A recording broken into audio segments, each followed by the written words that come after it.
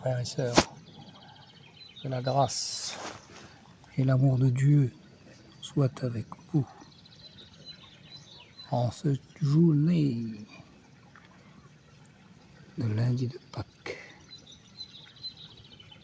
où le Seigneur est ressuscité, frères et sœurs. Je vous ai promis, je vais vous faire découvrir le passage de l'Évangile tel qu'il m'a été révélé de Maria Valtorta, ce don qu'elle a reçu pour notre temps. Alors, hier, je vous ai fait découvrir la résurrection de notre Sauveur Jésus-Christ. Aujourd'hui, il y a une personne, frères et sœurs, qui a un rôle prépondérant dans la religion, dans notre croyance, dans notre foi. C'est la co-rédemptrice. C'est le tabernacle de Dieu, celle qui a porté en son sein notre Sauveur, Seigneur, Jésus-Christ, le Dieu vivant. C'est la Vierge Marie, frères et sœurs. La Vierge Marie, notre maman du ciel et de la terre. Sans elle, il n'y aurait pas eu de rédemption. Sans son oui, on n'aurait pas été là non plus. Alors c'est pour ça qu'on la rend grâce chaque jour, chaque instant de notre vie. Notre prière, on l'adresse à elle pour qu'elle l'envoie à son Fils Jésus-Christ. Elle intercède pour nous auprès de son Fils, la Vierge Marie. Je vais vous faire découvrir un petit passage. C'est toujours la résurrection de Jésus. On est le lundi Pâques aujourd'hui, donc un petit extrait pour vous. Jésus apparaît à sa mère. Marie maintenant est prosternée le visage contre terre. On dirait une pauvre chose abattue. On dirait cette fleur morte de soif dont elle a parlé. La fenêtre close s'ouvre avec un impétueux battement de ses lourds volets, et avec le premier rayon de soleil, Jésus entre. Marie, qui s'est secouée au bruit et qui lève la tête pour voir quel vent a ouvert les volets, voit son fils rayonnant, beau, infiniment plus beau qu'il ne l'était avant d'avoir souffert, souriant, vivant, plus lumineux que le soleil, vêtu d'un blanc qui paraît de la lumière tissée et qui s'avance vers elle. Elle se redresse sur ses genoux et, joignant en croix les mains sur sa poitrine, elle dit dans un sanglot qui est rire et pleure, « Seigneur, mon Dieu !» Et elle reste ainsi, ravie dans sa contemplation, le visage tout baigné de larmes, mais devenu serein, pacifié par le sourire et l'extase. Mais lui ne veut pas la voir, sa maman, à genoux comme une servante, et il l'appelle en lui tendant les mains, des blessures desquelles sortent des rayons qui rendent encore plus lumineuse sa chair glorieuse. « Maman !» Et ce n'est pas la parole affligée des colloques et des adieux d'avant la passion, ni la lamentation déchirée de la rencontre sur le calvaire et de l'agonie. C'est un cri de triomphe, de joie, de libération, de fête, d'amour, de gratitude. Et il se penche sur sa mère, qui n'ose pas le toucher, et lui met les mains sous ses coudes pliés, la lève, la serre sur son cœur et l'embrasse. Oh, alors Marie comprend que ce n'est pas une vision, que c'est son Fils réellement ressuscité, que c'est son Jésus, le Fils qu'il aime encore en Fils. Et, avec un cri, elle se jette à son cou, l'embrasse et le baise en riant dans ses pleurs. Elle baise son front où il n'y a plus de blessures, sa tête qui n'est plus dépeignée ni couverte de sang, ses yeux éblouissants, ses joues guéries, sa bouche qui n'est plus enflée. Et puis, elle lui prend les mains et en baise le dessus et la paume sur les blessures rayonnantes. Et tout à coup, se baisse à ses pieds, les découvre de dessous son vêtement de splendeur et les baise. Puis, elle se lève, le regarde, n'ose pas. Mais lui sourit et comprend.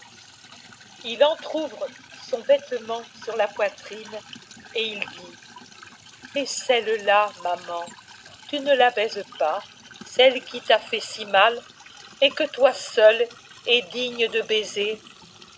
Baise-moi sur le cœur, maman. Ton baiser m'enlèvera le dernier souvenir de tout ce qui est douleur et me donnera cette joie qui manque encore à ma joie de ressusciter. » Il prend dans ses mains le visage de sa mère et en pose les lèvres sur la lèvre de la blessure du côté, d'où sortent des flots de lumière très vive. Le visage de Marie est auréolé par cette lumière, plongé comme il l'est dans ses rayons. Elle le baise, pendant que Jésus la caresse. Elle ne se lasse pas de le baiser. On dirait un assoiffé qui est attaché sa bouche à la source et en boit la vie qui lui échappait. Maintenant, Jésus parle. Tout est fini, maman. Maintenant, tu ne dois plus pleurer pour ton fils. L'épreuve est accomplie. La rédemption est arrivée. Maman, merci de m'avoir conçu, élevé, aidé dans la vie et dans la mort. J'ai senti venir à moi tes prières. Elles ont été ma force dans la douleur, mes compagnes dans mon voyage sur la terre et au-delà de la terre. Elles sont venues avec moi sur la croix et dans les limbes. Elles étaient l'encens qui précédait le pontife qui allait appeler ses serviteurs pour les amener dans le temple qui ne meurt pas, dans mon ciel. Elles sont venues avec moi dans le paradis, précédant comme une voix angélique le cortège des rachetés, guidés par le Rédempteur, pour que les anges fussent prêts pour saluer le vainqueur qui revenait dans son royaume. Elles ont été entendues et vues par le Père et par l'Esprit, qui en ont souri comme de la fleur la plus belle et du chant le plus doux, né dans le paradis. Elles ont été connues par les patriarches et les nouveaux saints, par les nouveaux, les premiers habitants de ma Jérusalem. Et moi, je t'apporte leurs remerciements, maman, en même temps que le baiser des parents et que leur bénédiction, et celle de Joseph, ton époux d'âme. Le ciel tout entier chante son hosanna à toi, ma mère, maman sainte, un hosanna qui ne meurt pas, qui n'est pas menteur comme celui qui m'a été donné il y a quelques jours. Maintenant, je vais trouver le Père avec mon vêtement humain. Le paradis doit voir le vainqueur dans son vêtement d'homme, avec lequel il a vaincu le péché de l'homme. Mais ensuite, je viendrai encore. Je dois confirmer dans la foi ceux qui ne croient pas encore et ont besoin de croire pour amener les autres à la foi. Je dois fortifier ceux qui sont chétifs et qui auront besoin de tant de force pour résister au monde.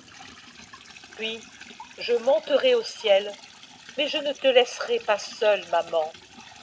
Tu vois ce voile? Dans mon anéantissement, j'ai dégagé encore une puissance de miracle pour toi, pour te donner ce réconfort. Mais j'accomplis pour toi un autre miracle. Tu me posséderas dans le sacrement réel comme je l'étais quand tu me portais. Tu ne seras jamais seul. En ces jours, tu l'as été. Mais pour ma rédemption, il fallait aussi cette douleur que tu as éprouvée. Beaucoup sera continuellement ajouté à la rédemption, car il sera continuellement créé beaucoup de péchés. J'appellerai tous mes serviteurs à cette coparticipation rédemptrice. Tu es celle qui, à elle seule, fera plus que tous les autres saints ensemble. C'est pour cela aussi qu'il fallait ce long abandon. Maintenant, il est fini. Je ne suis plus séparé du Père. Tu ne seras plus séparé du Fils. Et ayant le Fils, tu as notre Trinité. Ciel vivant, tu porteras sur la terre la Trinité parmi les hommes, et tu sanctifieras l'Église, toi, reine du sacerdoce et mère des chrétiens. Puis, je viendrai te prendre, et ce ne sera plus moi en toi, mais toi en moi, dans mon royaume, pour rendre plus beau le paradis. Maintenant je m'en vais, maman. Je vais rendre heureuse l'autre Marie.